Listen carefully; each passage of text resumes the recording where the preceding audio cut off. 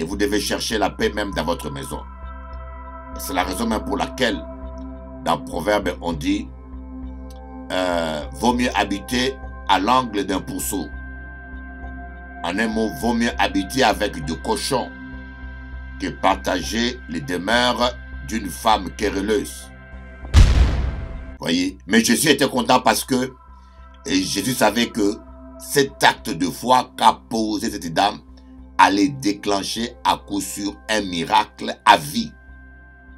Allait ouvrir les écluses des cieux dans sa vie. Donc Jésus voyait au-delà de l'instant. Jésus voyait déjà les miracles que Dieu allait faire dans la vie de cette vieille dame. C'est pour cela que Jésus était content. Mais nous qui sommes charnels, nous allons garder toujours nos yeux sur le présent et voir la poche de la dame pour dire pauvre mamie, qu'est-ce qu'elle va manger ce soir? Donc nous allons voir les choses et analyser les choses seulement de point de vue charnel. Des fois nous crions trop, nous faisons trop de bruit, nous pensons que parce que nous crions très fort, nous prions très fort, que Dieu va attendre notre voix. Ça, c'est une illusion. Ce n'est pas l'intensité des cris qui touche Dieu. Ce n'est pas la puissance de vos cris qui fait que Dieu vous exauce. C'est l'attitude de votre cœur qui détermine votre percée spirituelle. La mère a crié très fort, mais l'enfant a pleuré un petit peu. Mais Dieu a entendu la voix de l'enfant. Si vous voulez que votre prière monte au ciel, ne cherchez pas la puissance dans votre voix, mais cherchez le cœur d'un enfant. Et ce qui est spectaculaire, la clé même de ce passage, Dieu a ouvert les yeux de Agar pour que Agar voie la source d'eau. On ne dit pas que Dieu a fait fondre, on ne dit pas que Dieu a créé, mais on dit qu'il y avait déjà une source d'eau. Mais Dieu n'a fait qu'ouvrir les yeux d'Agar. Voilà pourquoi je prêche aujourd'hui. J'ai dit, même si ou pas qu'à vraie solution là, mais à pédiou ça, il y a une solution pour situation à où. Même si tu ne vois pas la solution, sache qu'il y a une solution. Bonjour, chers amis téléspectateurs. C'est avec une très grande joie que, soyez là ça, je suis là pour partager avec vous la parole de Jésus, la bonne nouvelle de la foi. Et en cas quoi que, bon Dieu bon, vous voyez, il y a de vérité absolue en mathématiques, sans laquelle il n'y a pas de maths. Le maths n'existe pas. On appelle ça des axiomes. Axiomes. Les axiomes, ce sont des vérités qu'on admet d'une manière absolue et à partir desquelles les mathématiques sont basées. Et on peut dire aussi qu'il y a des axiomes dans la Bible. Ces axiomes des vérités absolues, des vérités minimales absolues, elles sont laquelle la Bible n'existe pas. Par exemple, l'amour de Dieu. Il faut que vous puissiez accepter que Dieu vous aime. Voyez, il faut que vous puissiez croire que Dieu vous aime. Non pas seulement parce que, en cas dit ça, mais parce que, bon Dieu, j'approuvais ça dans la Bible. La Bible dit que Dieu a tant aimé Janine. Dieu a tant aimé Marie-Jeanne. Dieu a tant aimé Claudine. Dieu a tant aimé José. Dieu a tant aimé Daniel, Max. Dieu a tant aimé. Dieu t'a tant aimé qu'il a donné son fils unique à la croix pour toi. Afin que, si tu crois en lui, tu ne puisses pas périr, mais que tu aies la vie éternelle. Ceci est une réalité indiscutable. Et si vous ne croyez pas à ça, donc tout est déjà perdu d'avance. Ne peut pas discuter, ne peut pas faire rien. Tout est foutu là. Et je veux vous dire aujourd'hui que vous puissiez vraiment croire à l'amour de Dieu. Croire à l'amour de Dieu, c'est tellement important que l'apôtre Paul s'agenouillait et priait pour les chrétiens d'Éphèse. Lorsque nous lisons Éphésiens, là où nous lit Éphésiens, l'apôtre Paul dit, je fléchis les genoux devant Dieu le Père, de qui toute famille sur la terre, sous la terre, dans les cieux tire son nom, qu'il vous donne d'être puissamment fortifiés selon l'homme intérieur et qu'ils ouvrent les yeux de votre cœur afin que vous soyez capables de comprendre avec tous les saints quelle est la largeur, la hauteur, la profondeur, l'amour de Dieu manifesté en Christ Jésus. Aucun savent que, parce que connaître l'amour de Christ, en peut dire ça, vous ne pouvez pas vous imaginer le nombre de personnes qui souffrent du fait qu'ils ne se sentent pas assez aimés. Le nombre de femmes qui souffrent du fait qu'ils ne se sentent pas assez aimés. Le nombre des hommes qui sont malheureux parce qu'ils ont un mal-être. Vous voyez, on dit que l'homme, si la voiture a un réservoir d'essence avec lequel il fonctionne, l'homme a un réservoir dans son cœur, un réservoir d'amour dans son cœur avec lequel il fonctionne. Tout être humain a besoin d'être aimé. Vous voyez, des fois, ils sont mariés parce qu'ils ont qu'à rechercher l'amour, ils ont qu'à penser que au qu'à trouver l'amour dans ton couple.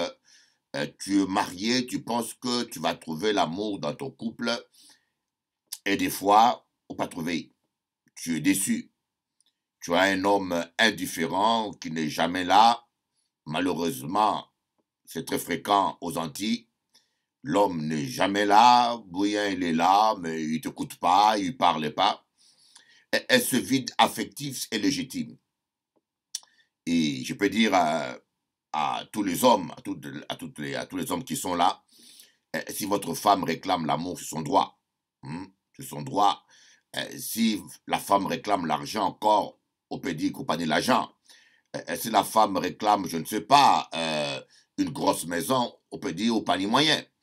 Mais si la femme réclame l'amour, l'affection, l'attention, c'est ce que tout être humain en a besoin. J'étais allé au studio faire la musique avec un jeune homme qui s'appelle Wilson. Là, moi, rentré à Kazaï.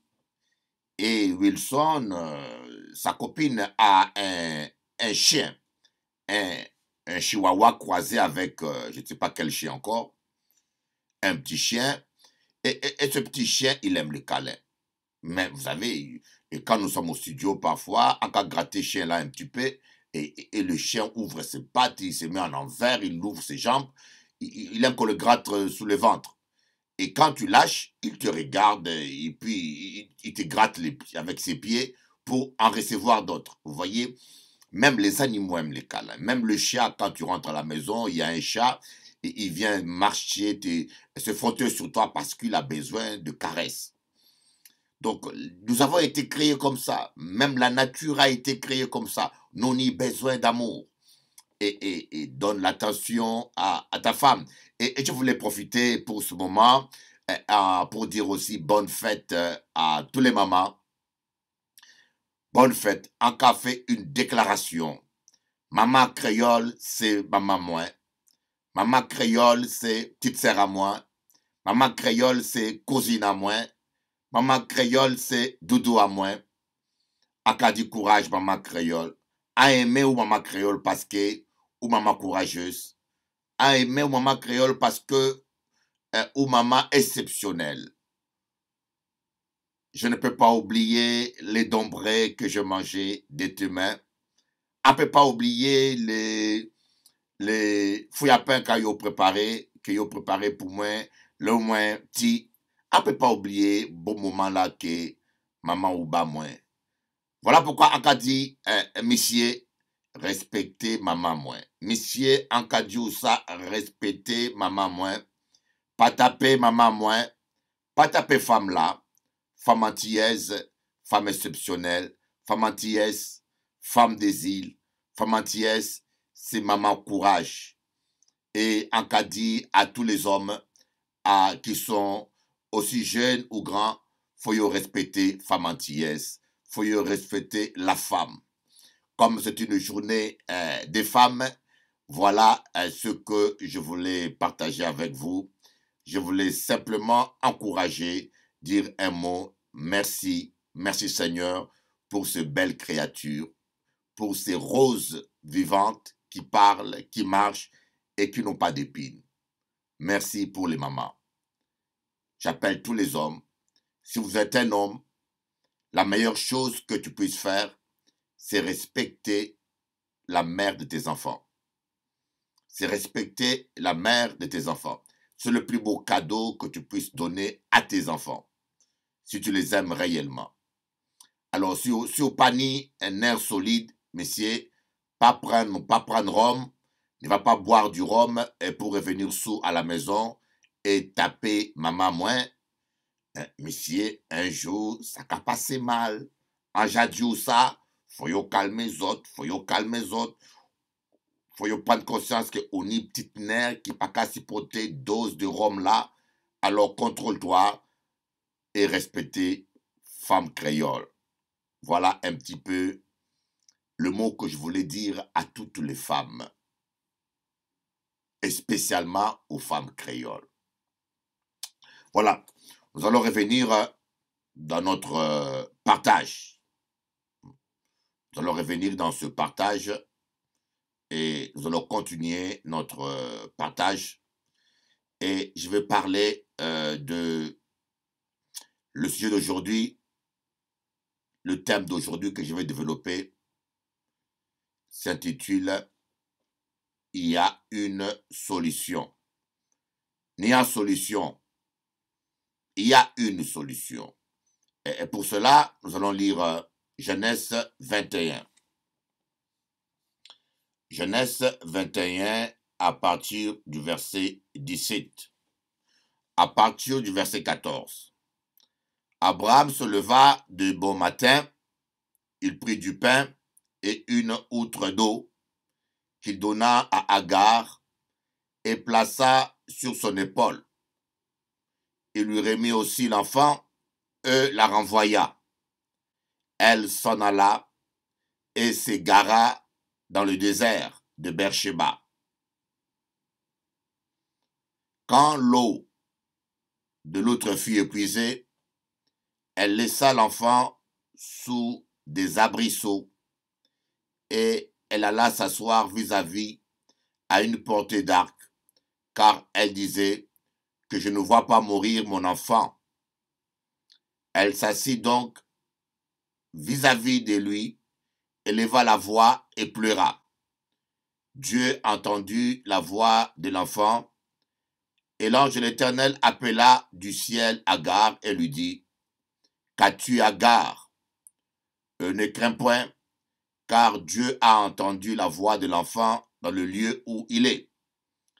Lève-toi, prends l'enfant, saisis-le de ta main, car je ferai de lui une grande nation. » Et Dieu lui ouvrit les yeux, et elle vit un puits d'eau. Elle alla remplir d'eau l'outre et donna à boire à l'enfant.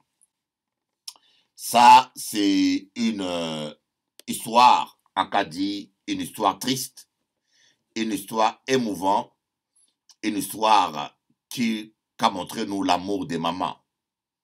L'amour des mamans.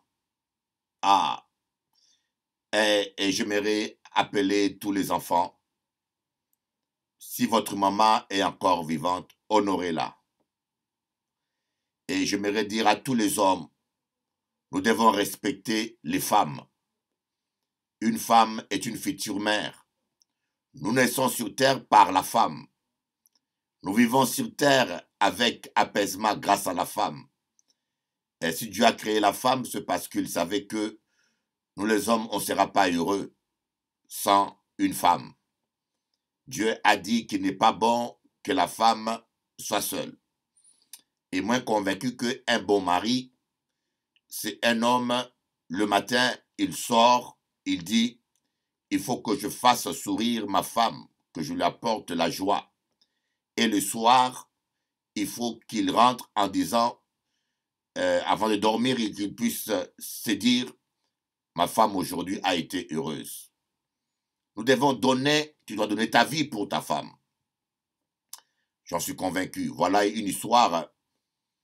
Agar, qui était devenue une concubine une deuxième épouse en quelque sorte d'Abraham, mais Agar était un peu caractérielle. Hein? Lorsque Sarah lui a donné la faveur d'avoir un enfant, et que après Sarah a eu son enfant aussi, les deux enfants, Agar, l'enfant d'Agar qui était Ismaël, se moquait d'Isaac, qui était l'enfant de Sarah. Il n'y avait pas une bonne relation dans la famille. Vous savez, Dieu est un Dieu de paix. Dieu est un Dieu de paix. Là où il n'y a pas la paix, ça peut qu'émacher. C'est quelque chose que j'aimerais vous dire. Il faut chercher la paix dans la maison. Vous devez vivre dans la paix. Là où il n'y a pas de paix, il n'y a pas de joie, il n'y a pas de bonheur. Dieu est un Dieu de paix. C'est ça qu'est Akadiou. Vous devez chercher la paix autour de vous. Et vous devez chercher la paix même dans votre maison. Et c'est la raison même pour laquelle, dans Proverbe, on dit vaut mieux habiter à l'angle d'un pourceau. En un mot, vaut mieux habiter avec deux cochons que partager les demeures d'une femme querelleuse. Une femme querelleuse et une femme qui ne cesse de faire du bruit. La paix, c'est extraordinaire. Cherchez la paix dans la famille, la paix avec des gens. Et si la paix n'est pas possible, ce n'est pas une bonne chose pour vous. Parce que les querelles et les disputes peuvent te déconnecter du Saint-Esprit. Vous allez remarquer que lorsque Abraham était en conflit, les bergers d'Abraham étaient en conflit avec les bergers de Lot, Dieu ne parlait plus à Abraham. Il a fallu que Abraham mette Lot devant un choix. Il a dit à Lot, séparons-nous ce mieux. Si tu vas à gauche, moi je vais à droite. Si tu vas à droite, moi je vais à gauche. Parce que je suis en train de perdre ma communion avec Dieu. Et le jour où même Lot a fait son choix, Dieu a commencé à parler encore à Abraham. Alors comme il n'y avait pas de paix, alors Sarah a décidé que Agar devait partir avec son fils Ismaël. Et Abraham a pris un réservoir, une outre, il l'a rempli d'eau, comme un bidon on peut dire aujourd'hui, un bidon, il a mis de l'eau dedans. Il a donné le bidon à Agar. Il a dit à Agar, pars avec ton enfant. C'est vrai que c'est cruel. Il y a des réalités qui sont cruelles. Hein? Il y a des séparations qui sont dures. Abraham était un homme qui était habitué à la séparation. Lorsque Dieu l'a appelé, il lui a amené à se séparer d'abord avec sa famille, sa patrie. C'était dur. Et puis après, il était appelé à se séparer de Lot. Et maintenant, il doit se séparer de son propre fils. Abraham se séparait de Lot et de Agar et d'Ismaël. Parce que Abraham avait foi en Dieu. Je pense que cela paraît cruel. Vous savez, il y a des choses qui paraissent cruelles. Mais Abraham avait foi en Dieu, que Dieu allait prendre soin de son enfant, et il n'avait pas tort. Alors, ce qui s'est passé, c'est comme l'histoire de Jésus.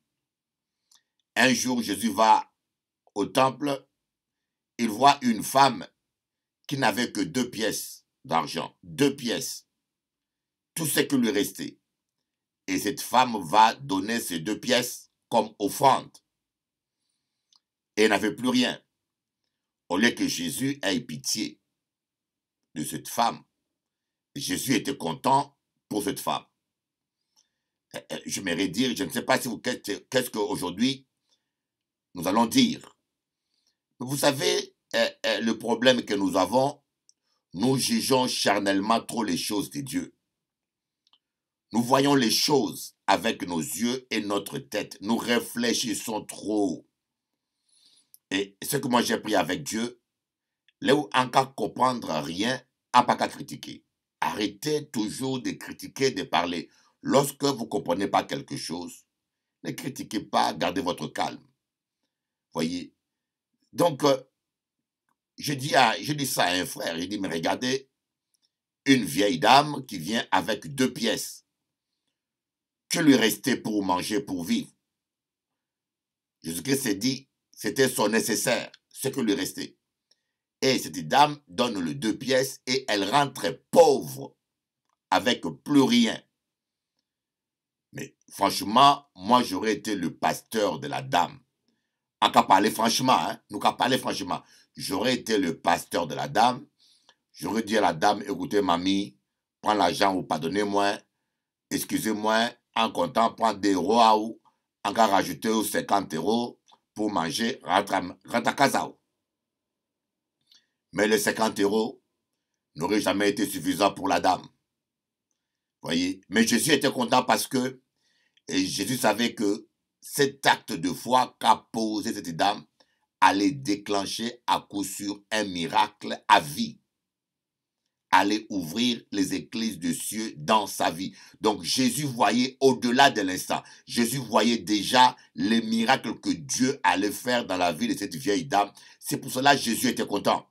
Mais nous qui sommes charnels, nous allons garder toujours nos yeux sur le présent et voir la poche de la dame pour dire, pauvre mamie, qu'est-ce qu'elle va manger ce soir? Donc, nous allons voir les choses et analyser les choses seulement de point de vue charnel. C'est un peu ce qu'Abraham a fait. Abraham a abandonné son fils dans le désert avec Agar parce qu'elle avait foi que Dieu allait prendre soin d'elle. Voyez, ce n'était pas de la méchanceté, c'était un acte de foi. C'est comme Abraham a voulu tuer Isaac en sacrifice. Lorsque Dieu l'a mis en l'épreuve, la Bible dit que Abraham avait la foi que Dieu allait ressusciter Isaac. Même si Isaac mourait, il allait ressusciter Isaac parce que Dieu lui avait promis de faire de lui une grande nation. Donc, c'était par Isaac que cela devait venir. Parce que Dieu lui a dit, c'est par Isaac que tu auras une grande descendance. Donc, c'était illogique que Isaac meure. Donc, il avait cette foi intime que même si Isaac mourait par le sacrifice, Dieu allait le ressusciter. C'est pour cela qu'il n'a pas hésité à vouloir le sacrifier. Bien sûr, Dieu l'a arrêté. C'est un acte de foi. La foi peut paraître cruelle. La foi peut paraître cruelle. La foi peut paraître irresponsable. La foi peut paraître insensée devant les gens de ce monde. La foi est une folie, dit-on. Donc, nous cavrons là que Agar prend le bidon. Permettez-moi d'utiliser le terme bidon. C'est plus simple aujourd'hui. Prends une outre ou bien le bidon. Elle va dans le désert et elle s'égare. Agar s'égare dans le désert. Elle est perdue. Je pense que nous avons des gens qui sont égarés. Et il y en a un homme qui m'a dit, Bishop Eli, je ne comprends plus ma vie. Hein? Pas qu'à comprendre vie à moi. Je ne comprends plus ma vie. Je me sens égaré dans la vie. Je ne sais pas quoi faire. Je ne sais pas où m'orienter. Je ne sais pas quel est mon travail. Je ne sens pas que ma vie a un sens. Je ne comprends pas ce qui arrive à mon mari. Je ne comprends pas ce qui arrive à ma femme, à mon enfant. Pas qu'à comprendre. Ah.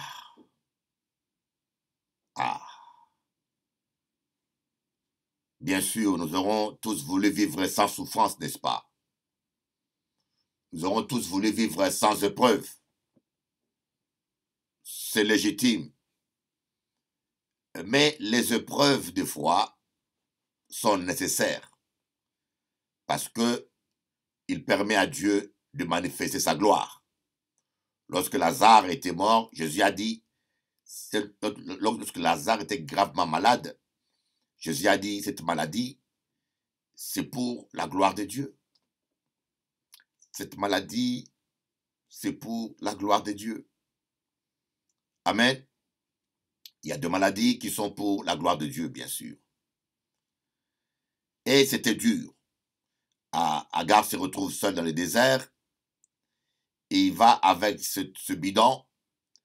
Et le bidon s'est épuisé. Et Agar s'est sentie perdue. Parce qu'Agar avait foi, avait mis toute s'appuyer sur le bidon. C'est que Apédiou, ne t'appuie pas sur un homme. Ne t'appuie pas sur un homme. Un homme a des moyens limités. Le compte en banque est limité. Nous sommes des gens limités. Mais Dieu n'est pas limité. Voilà pourquoi je te dis, ne t'appuie pas sur un homme. Appuie-toi seulement sur Jésus. Parce que Jésus-Christ, c'est lui, il est illimité.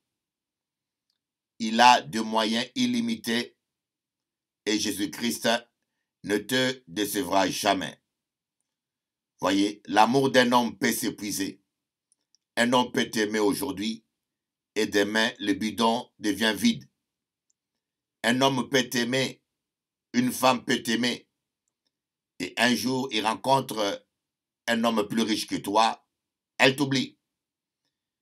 Un homme peut t'aimer, demain, elle rencontre une femme plus belle que toi.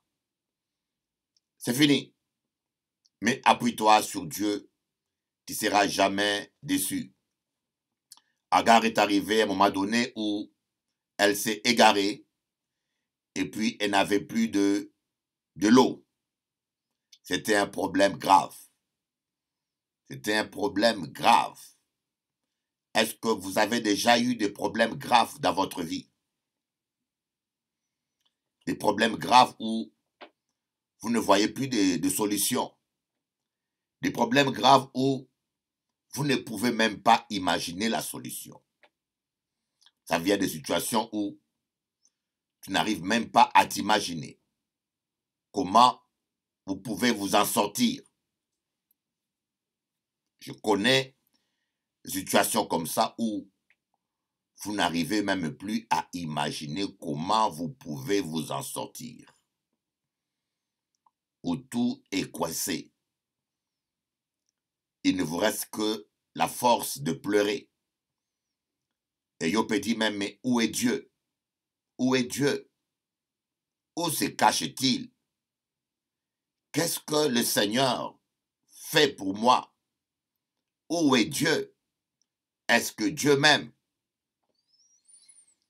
Et ça arrive dans la vie. Ça arrive dans la vie, des moments comme ça, mes amis. C'est là où nous comprenons que tout est vanité des vanités. C'est là aussi nous comprenons la souffrance des autres. Un homme qui ne souffre pas ou qui n'a jamais souffert, c'est un homme qui ne saura jamais sentir la souffrance des autres. Un homme divorcé peut comprendre la souffrance des divorcés. Une femme maltraitée peut comprendre la souffrance de la maltraitance. Vous voyez, c'est la raison pour laquelle des fois Dieu nous fait passer dans nos épreuves pour que nous sachions comprendre. Il y a des hommes, il y a des situations que j'ai traversées. Quand je vois une femme ou une sœur ou un homme vivre la même situation, je peux sentir souffrance aïe. Je peux sentir ça parce que moi, j'ai passé ce chemin-là. Voyez, un exemple, quand j'étais jeune, jusqu'à 23 ans, je n'avais jamais commis de péché d'impudicité. Je n'avais jamais eu de copine. Et je prêchais l'évangile. Les gens qui tombaient, je ne les comprenais pas. Les gens qui tombaient, je ne comprenais pas. Les gens qui avaient la déception sentimentale, surtout un homme qui était déprimé ou qui pleurait suite à une déception sentimentale, et je ne comprenais pas ça. J'arrivais pas à comprendre. Et je compatissais pas beaucoup. Par politesse, je comprenais. Mais c'était quelque chose d'étrange pour moi jusqu'à ce que moi-même, je connus une vraie déception amoureuse. Et ces jours-là, à Pédoussa, je pris une bouteille de vin tout seul. Je me rappelle, c'était à Sainte-Anne. Non pas à Sainte-Anne, mais à Saint-Domingue. Et la déception était tellement forte que j'étais assis au bord de la mer, dans un beau restaurant, tout seul. Il n'y avait personne comme par miracle ce matin-là. Et je commençais par un verre, 2 verres, 3 verres. Et puis c'était une bouteille. Et en plein matinée, j'étais sourd. Il me semblait que je voyais le vent bouger. Je sentais comme si le temps était suspendu. Et ce jour-là, j'ai compris qu'est-ce que c'est que la déception. Ce jour-là, je pensais aux gens que j'ai rencontrés ivres, que j'avais méprisés. Vous voyez, lorsque quelqu'un est alcoolique, ne le méprisez pas. Personne devient alcoolique par plaisir.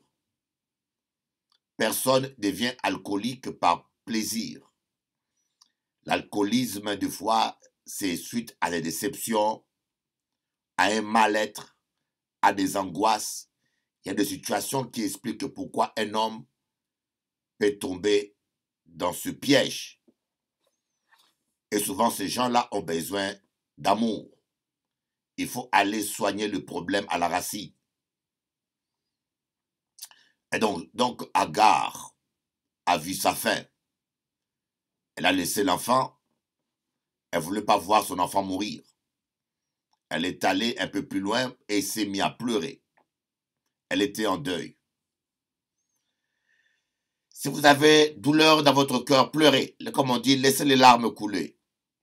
Laissez parfois les larmes couler, ça fait du bien. Des fois, oui. Ce n'est pas un péché de pleurer. Sinon, Jésus n'allait pas pleurer.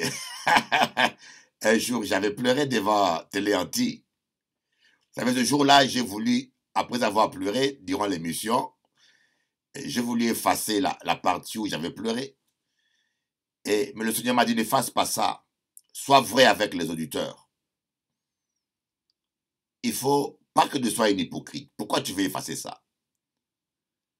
Montre-toi tel que tu es. Ne donne pas l'image de toi qui n'est pas vrai. Tu es un homme qui peut pleurer, alors il faut que les gens le voient aussi. Et puis, quand je suis allé à l'église, je me suis rendu compte que je fais pleurer à l'aumône. Et ça m'a dit, ah, Bishop Eli, ou fais-moi pleurer même. Ou fais-moi pleurer même. Ah, pleurer même. C'est touchant quand même, hein, c'est touchant. C'est touchant. La Bible dit, pleurer avec ceux qui pleurent, riez avec ceux qui rient. Amen. Alors Agar a dit, je ne veux pas voir mon fils mourir. Mais la Bible dit que Dieu n'a pas entendu la voix de Agar. Dieu a entendu la voix de l'enfant.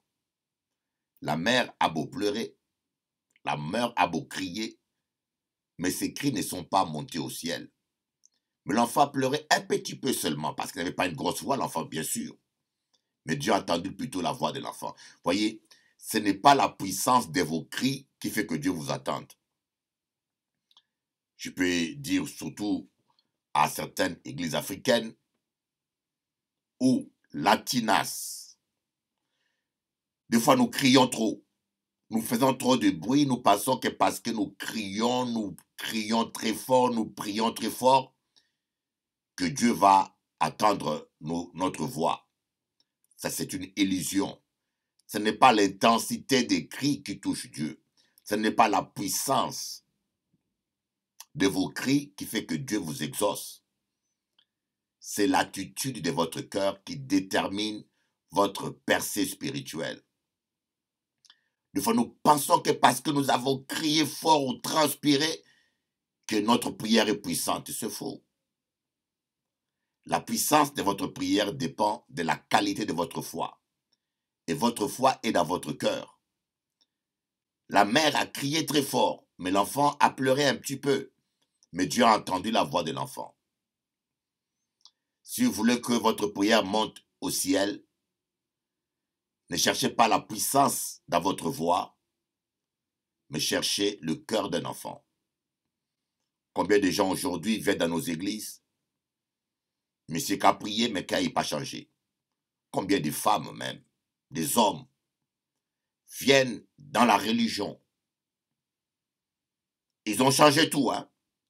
Ils ont changé leur voiture, leur habillement, ils ont changé leurs habitudes, ils ont changé leur fréquentation, ils ont tout changé, mais ils n'ont pas changé leur cœur. Regardez-les, ils sont tout le temps en train de prier, mais en même temps, vous les entendez en train de critiquer le pasteur, le voisin, la voisine, parler du mal des gens. Ah, ça, des fois c'est fatigant. Je peux vous dire, ce n'est pas la religion qui sauve, c'est Jésus-Christ qui sauve. C'est pour cela, on ne peut pas parler des religions. Changeons nos cœurs, mes amis. Changeons nos cœurs. Dieu a entendu la voix de l'enfant.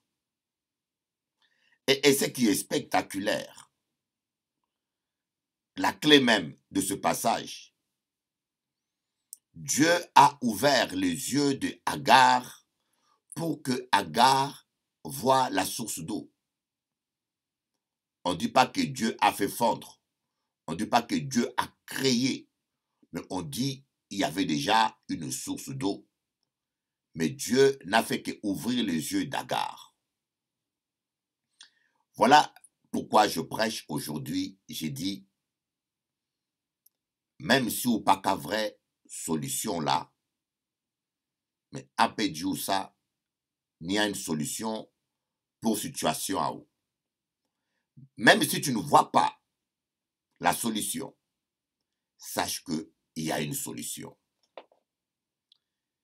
Si tu marches avec Jésus, si tu as le cœur d'un enfant, sache qu'il y a une solution pour ton problème.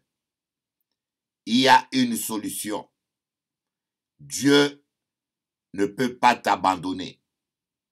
Dieu ne peut pas te laisser dans la souffrance. Il y a une solution. Crois-moi, il y a une solution. Le problème que nous avons, nous voulons comprendre pourquoi. Mais je peux dire, Dieu n'a jamais dit tout est possible à celui qui comprend. Dieu a dit tout est possible à celui qui croit. Dieu ne nous demande pas de comprendre les choses. Dieu nous demande de croire. C'est ça que nous avons comme problème. Nous voulons comprendre les choses pour croire. Lorsque nous ne comprenons pas comment viendra la solution, comment est-ce que cela peut être possible, et surtout lorsque c'est d'une manière surnaturelle. Vous savez, les choses surnaturelles ne s'expliquent pas toujours. Lorsque Dieu veut intervenir d'une manière surnaturelle, et quand cela dépasse notre intelligence, on a du mal à croire, on se met à douter. Et surtout lorsqu'on cherche à comprendre. Ce n'est pas, vous voyez, un enfant. Un enfant ne cherche pas à comprendre comment papa va trouver l'argent pour m'acheter les bonbons. Jésus nous demande d'avoir la foi des petits-enfants. Lorsqu'un enfant demande un bonbon à son père, il ne se pose pas la question si son père a déjà eu son salaire ou pas, ou si son père va trouver l'argent comment. L'enfant, il a 4 ans, il a 5 ans, il dit « Papa, je veux un bonbon ». Et papa dit, oui, je t'amènerai un bonbon. Et l'enfant croit. Il croit simplement parce que la foi de l'enfant est basée sur l'amour du père. L'enfant croit à l'amour du père. Il croit que son père l'aime suffisamment et il va lui amener ce dont il a besoin. Un point trait. Mais parfois, nous avons une foi qui est basée sur notre intelligence.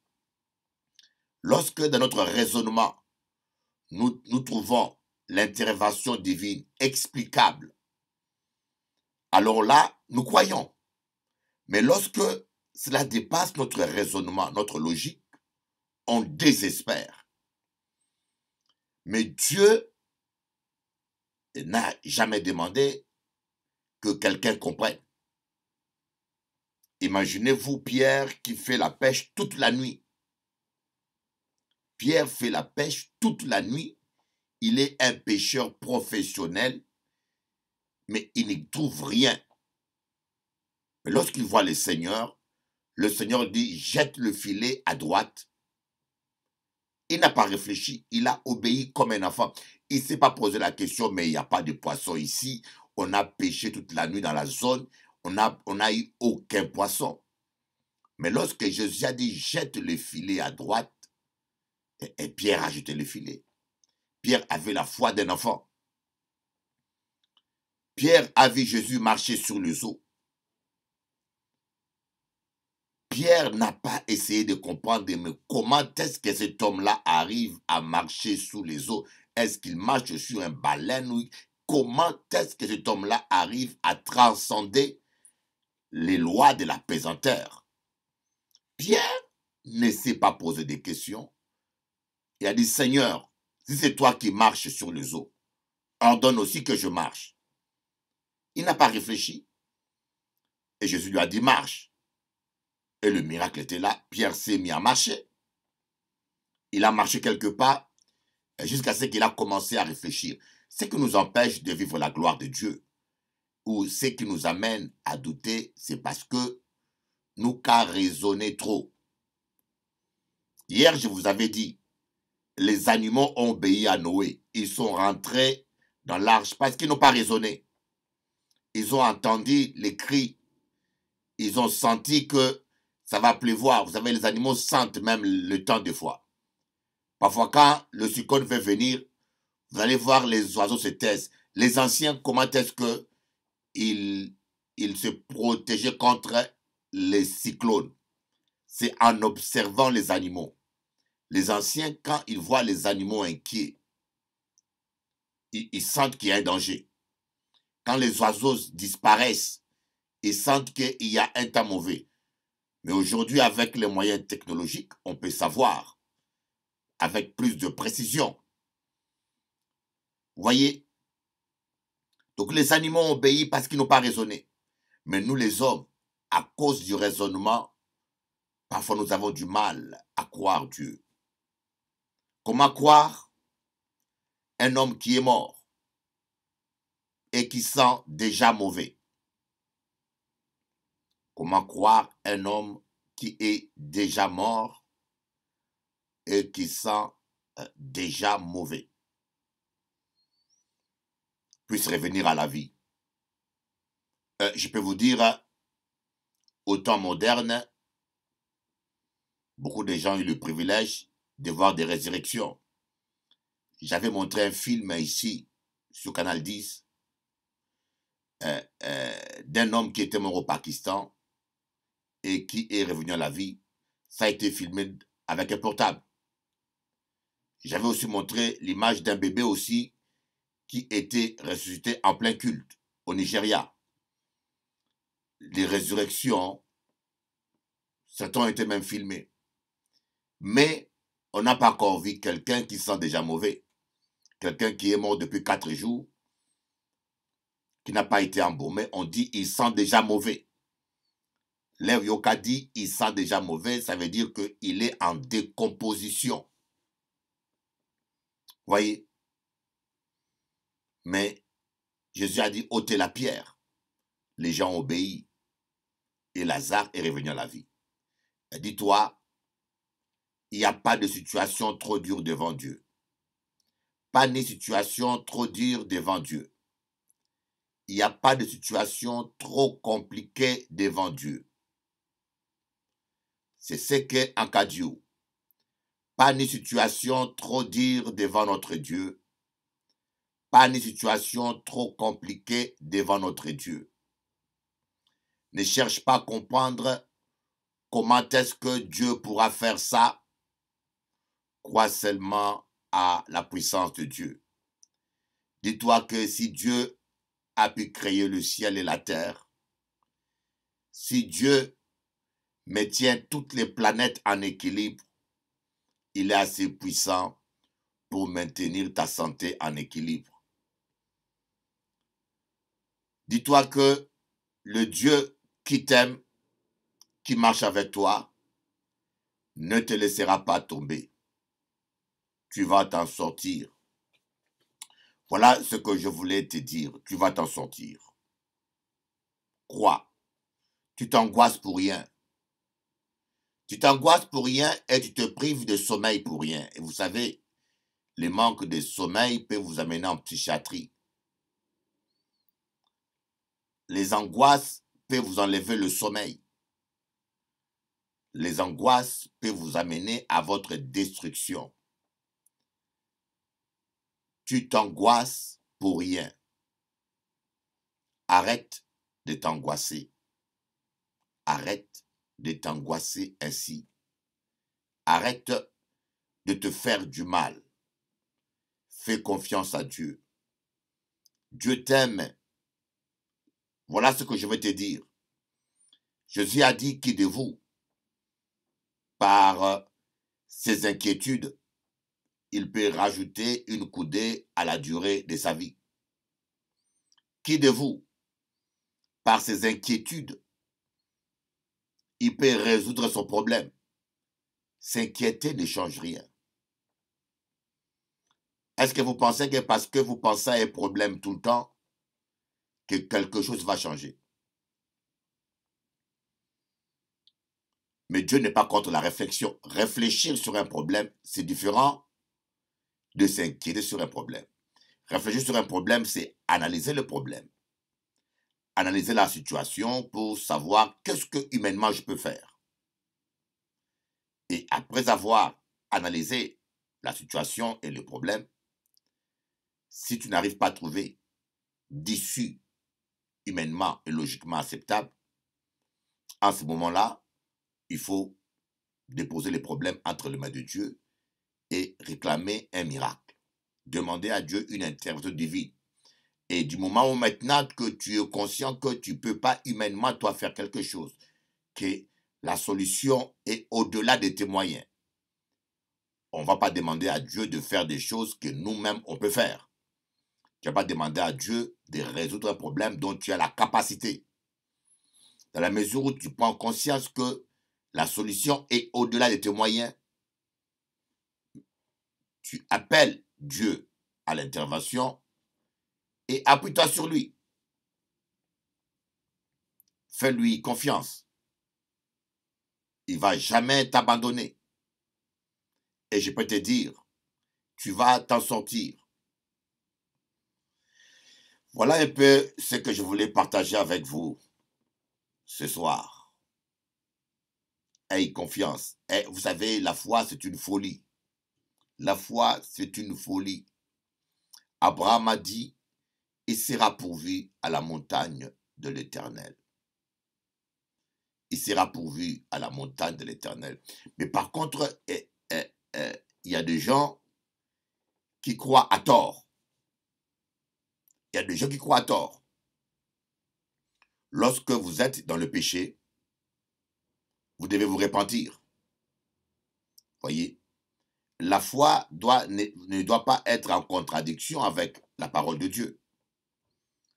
Lorsque vous êtes dans le péché, ça ne vaut pas la peine de prier, de chanter, de crier ou de faire des déclarations stupides, des déclarations de foi.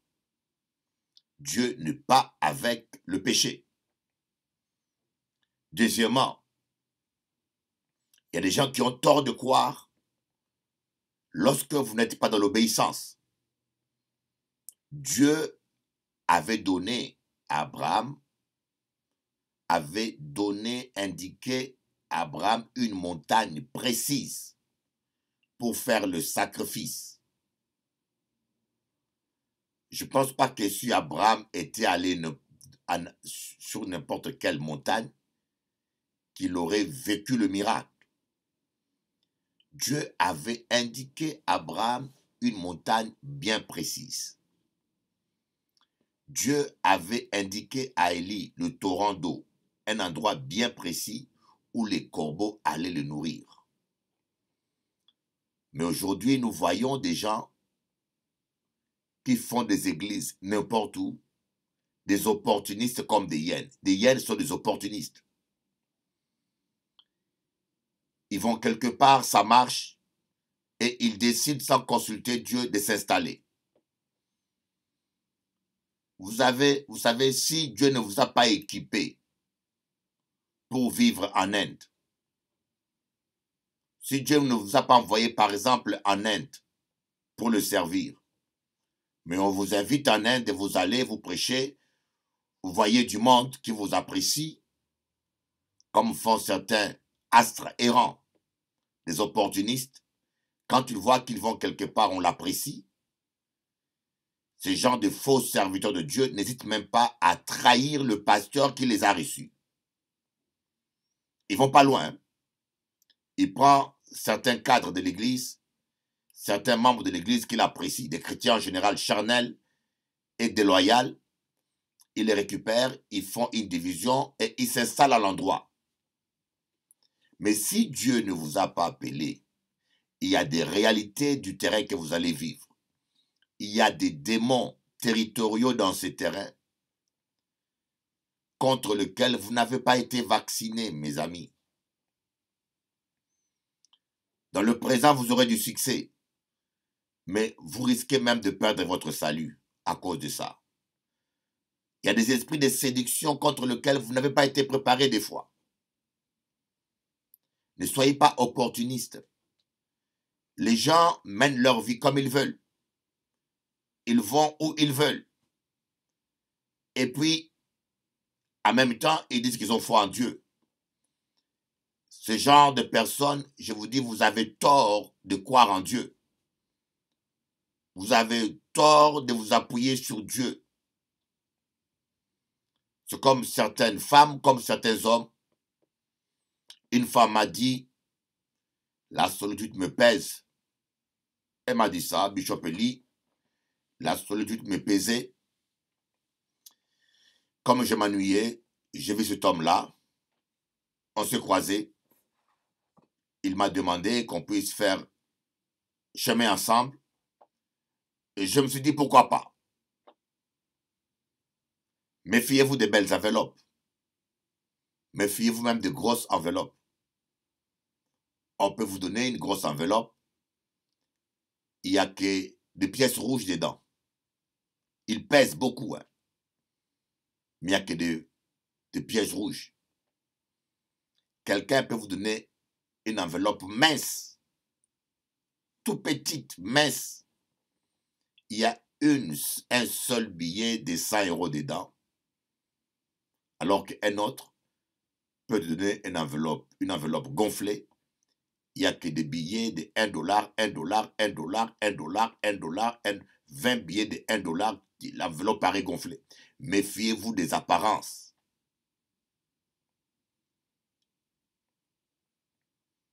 On se dit, bon,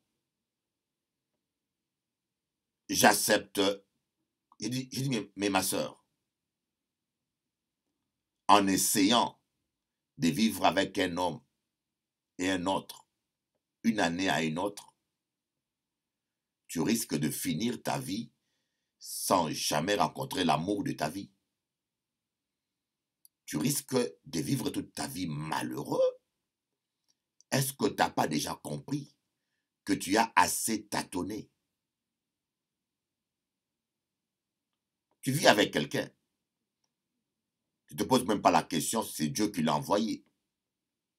Parce qu'il te plaît, physiquement, une femme, parce qu'elle est belle. et tu acceptes. Mais tu ne sais pas qu'est-ce qui se cache derrière ça. Et demain, tu es déçu. Ça peut être 10 ans de vie de couple malheureux, 5 ans de procédure de divorce, comme c'était à l'ancienne, et 5 ans de célibat, mais le temps que ton cœur guérisse, un divorce, un mauvais mariage peut te coûter 20 ans de ta vie, ou la moitié de ta vie. Vous vous rendez compte?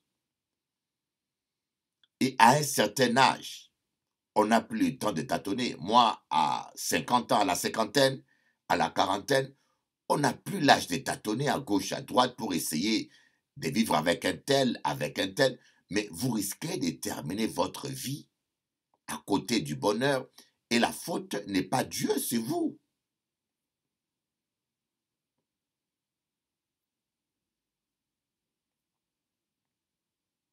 Dis-toi que Dieu te connaît avant que le problème ne soit.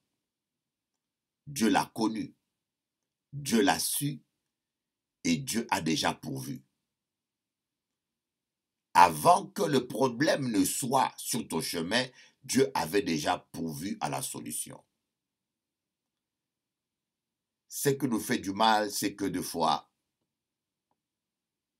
nous manquons confiance en Dieu.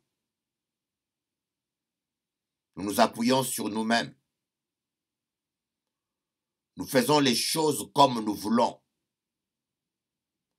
Nous faisons les choses comme nous voulons et quand ça ne va pas, nous crions vers Dieu.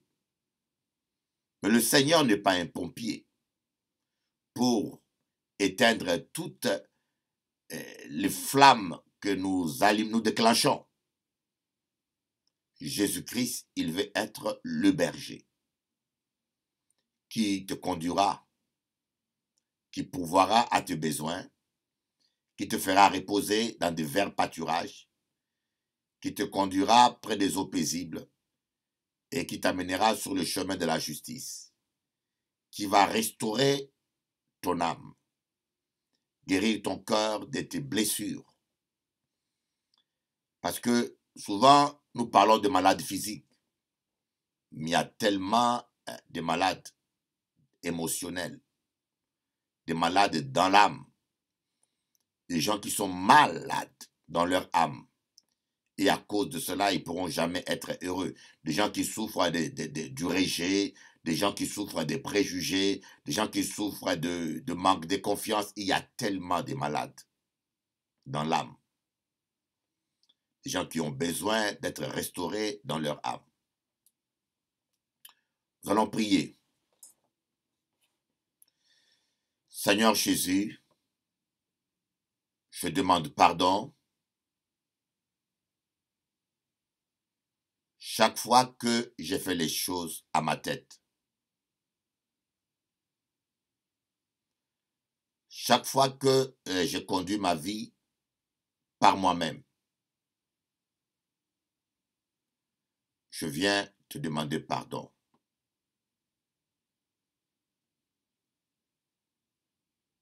Maintenant, je veux que tu sois mon berger. Je veux que tu puisses conduire ma vie. Je te donne le centre de ma vie.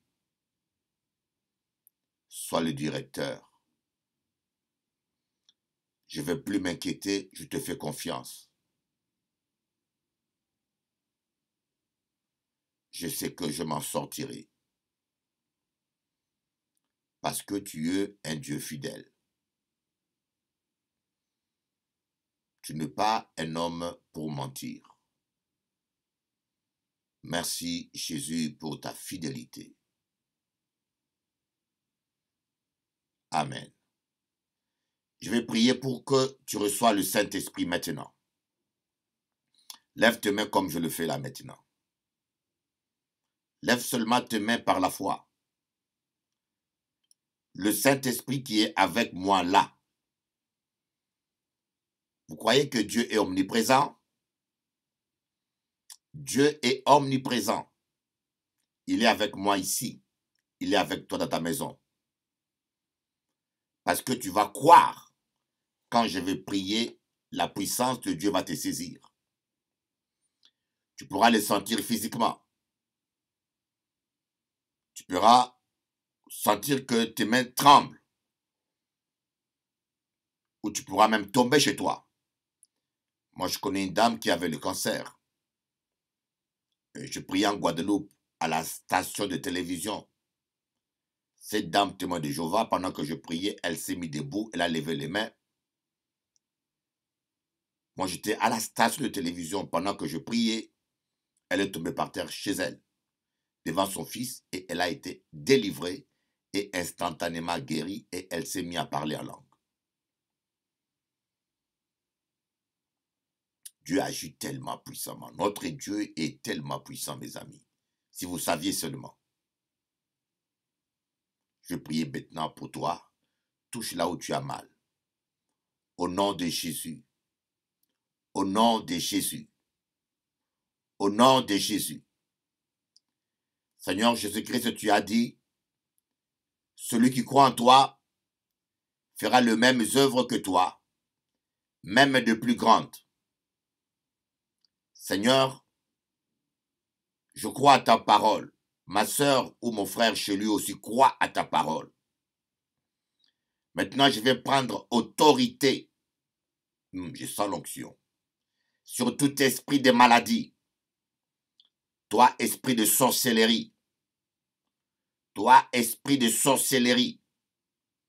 Je te pointe le doigt de Dieu. Dans le nom de Jésus. Il y a quelqu'un qui est en province que Dieu va toucher maintenant. Dans le nom de Jésus, je te chasse, je te lie au nom tout-puissant de Jésus-Christ. Tout esprit de sorcellerie est lié. Tout esprit méchant et impur est lié. Tout esprit méchant et impur est lié. Je viens te montrer le sang de l'agneau. Je viens te montrer le sang qui a coulé à la croix de Golgotha. Je te chasse. Quitte ce corps. Esprit de dépression. Esprit d'angoisse. Esprit de maladie. Esprit de cancer, je te montre le sang de Jésus. Le sang de l'agneau. Écoute-moi, démon, tu sors maintenant. Je te parle, toi, esprit impur, au nom de Jésus. Je te donne l'ordre de quitter la vie de mon frère et de ma sœur. Dans le précieux nom de Jésus-Christ, le Fils de Dieu. Amen. Soyez bénis. Dieu est fidèle. Soyez bénis. Je vous aime de l'amour de Dieu. À bientôt. Mama créole, yeah. Femme noire, femme africaine. Mama créole, yeah. Ma petite mulâtresse. Mama créole, yeah. Bocoli, joli béquet. Mama créole, oh. Ma maman créole. Si tu n'es pas sérieux, passe ton chemin. Car elle a des enfants à nourrir. Trop de responsabilités pour elle seule. Ne joue pas avec ses sentiments. Mama créole, yeah. Femme noire, femme africaine. Mama créole, yeah. Ma petite mulâtresse. Mama créole, yeah. Bocoli, joli béquet. Mama créole, oh. Ma maman créole. Maman créole, quand tu pleures, il pleut dans mon cœur. Je ne peux payer la dette de tant de sacrifices que tu accomplis pour moi. Au travers de ce chant, je te dis merci maman pour tout. Merci pour toutes tes larmes qui arrosèrent mon cœur et fit germer mes rêves d'enfant des îles perdues. Mama créole, yeah. Femme noire, femme africaine. Mama créole, yeah. Ma petite mulâtresse. Mama créole, yeah. Bocoli, joli béquet. Mama créole, oh. Ma maman créole, je ne peux pas t'oublier. Je ne peux pas oublier tes larmes pour ces enfants tués au Congo, pour ces enfants soldats condamnés.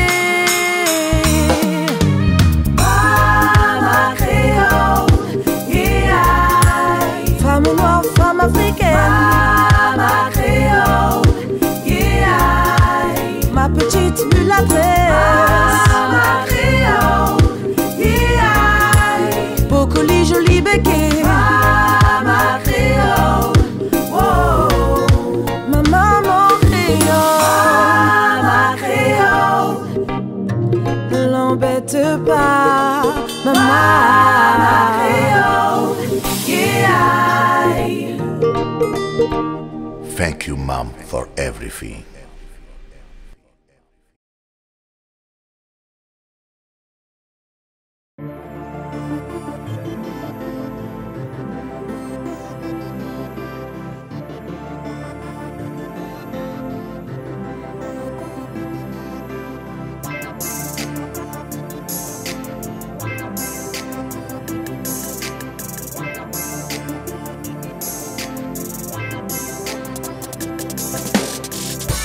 Femme violée sous le regard indifférent du monde.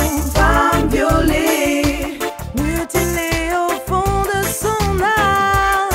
Femme violée, elle aurait pu être ta mère ou ta sœur. Femme violée, oh, oh, oh, oh. She was screaming for help. The police no longer exist in Kivu. His blood was flowing under the indifferent eye of patience. Abandoned, she was fighting alone for her life. Commonplace in this part of the world, raped woman under the indifferent look of the world. Raped woman, mutilated deep in his soul. Raped woman, the road is tough to his Christ. Raped woman, A crier à l'aide. La police n'existe plus à Kivu. Son sang coulait sous le regard indifférent des passants. Abandonnée, elle luttait seule pour sa vie. Fait banal dans cette région du monde. Femme violée sous le regard indifférent du monde. Femme violée, mutilée au fond de son âme. Femme violée, elle aurait pu être ta mère ou ta sœur. Femme violée, oh, oh, oh, oh.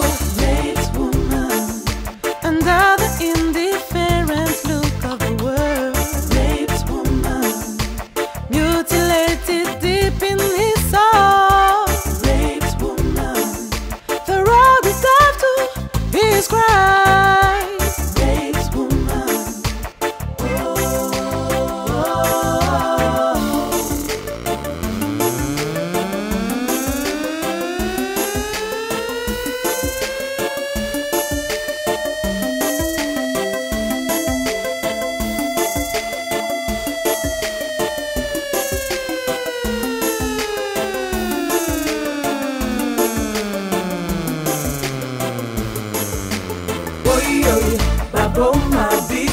boye mabeto salito yebite boye baboma biso boye biso bana ya Congo boye baboma biso boye mabeto salito yebite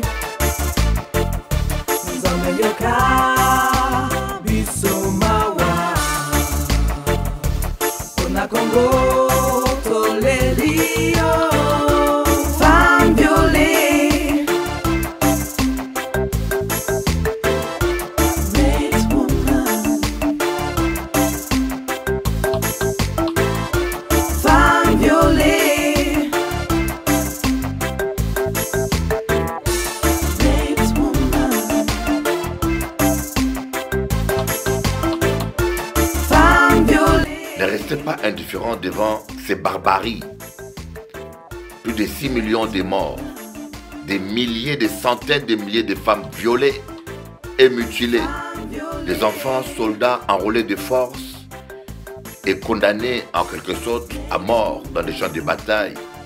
À qui vous, au Congo, nous devons défendre les veuves et les orphelins. Voilà pourquoi je m'engage dans cette production musicale pour propager et résister pacifiquement à ces barbaries. Vous pouvez faire quelque chose. Diffusez cette vidéo au maximum de personnes. Diffusez-la et faites connaître la cause de ces oubliés du monde. Parce que pas de pétrole, pas d'argent, pas d'enjeu stratégique et le monde n'en parle pas. Comme au tas de la Shoah, quand les Juifs étaient massacrés, le monde était complice.